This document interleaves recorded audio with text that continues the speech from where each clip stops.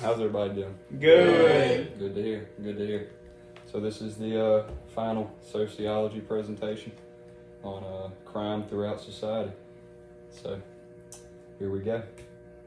So first off, we've got the three types of crime. This is a very broad, general, sum up of three types of crime. You've got crimes against the person, crimes against property, and victimless crime.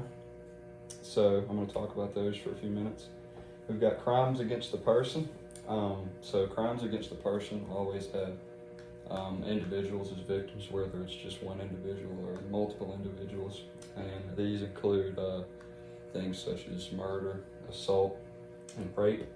And the most common crime against persons is going to be aggravated assault or an attack on someone with intent to cause injury.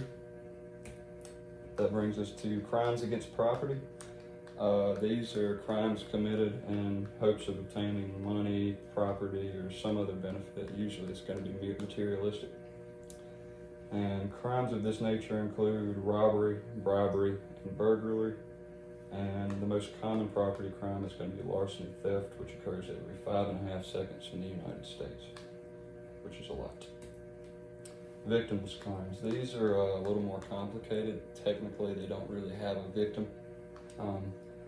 It's going to involve, usually either just the perpetrator or it's between multiple consenting adults. It's usually a consensual crime. Now, an example of victimless crimes would be such as drug abuse, public intoxication, and prostitution. And the most common in the U.S. at least are probably going to be drug use and prostitution because they're pretty prevalent in the U.S. Now, demographics. Based on government data, sociologists have been able to kind of, put together a picture for us as far as demographics go. And now I will say this shows who's being arrested, not who's committing crimes, because you can't account for crimes that have not been, reported. So, and that's actually accounts for a lot more than you'd think. Around 20% of violent crimes go unreported, and things such as, rape, which are a lot higher. It's around 65%, I believe. Now, your average arrestee is young and male, usually between the ages of 15 and 24, and they make up about 14% of the population, but they account for almost 32% of all arrests in 2015. And furthermore, with men accounting for about half of the population, give or take, it's not exact, they still commit around 62% of all property crimes and 80% of all violent crimes, so men do commit more crime in nature. Now, race and ethnicities. There are disparities between arrest and crime rates when you look at race and ethnicity. For example, in a study done in 2015, African Americans made up about 13.3% of the population at the time, but accounted for about 26.6% of arrests. Now, I'm not saying that necessarily that means that African Americans that year committed more crimes than other races or ethnicities. That means that it's overcriminalization. Okay, the definition is more easily assumed to be criminal and treated such by the police and the public at large. So there was a study in New York City on pedestrian stops, and this found that African Americans and Hispanics are disproportionately likely to be stopped, even when controlling for race-specific arrest rates.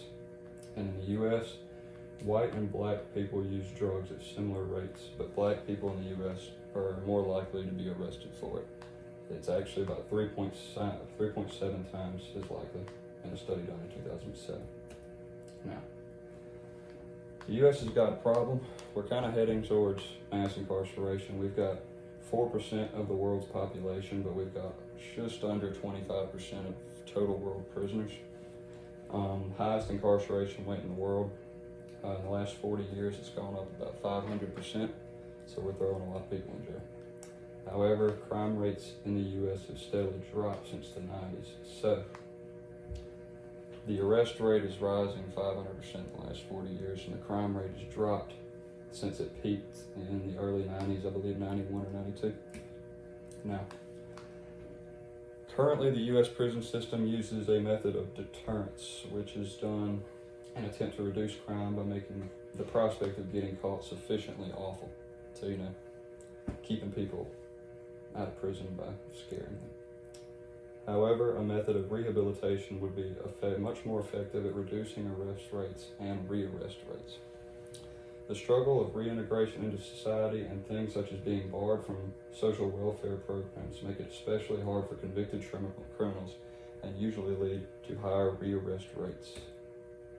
In conclusion, I believe switching to a system of rehabilitation in the U.S. prisons would sufficiently reduce the amount of second offenders in society and would also assist convicted criminals with reintegration into society, leading to lower rearrest rates and just overall better prison system in the U.S.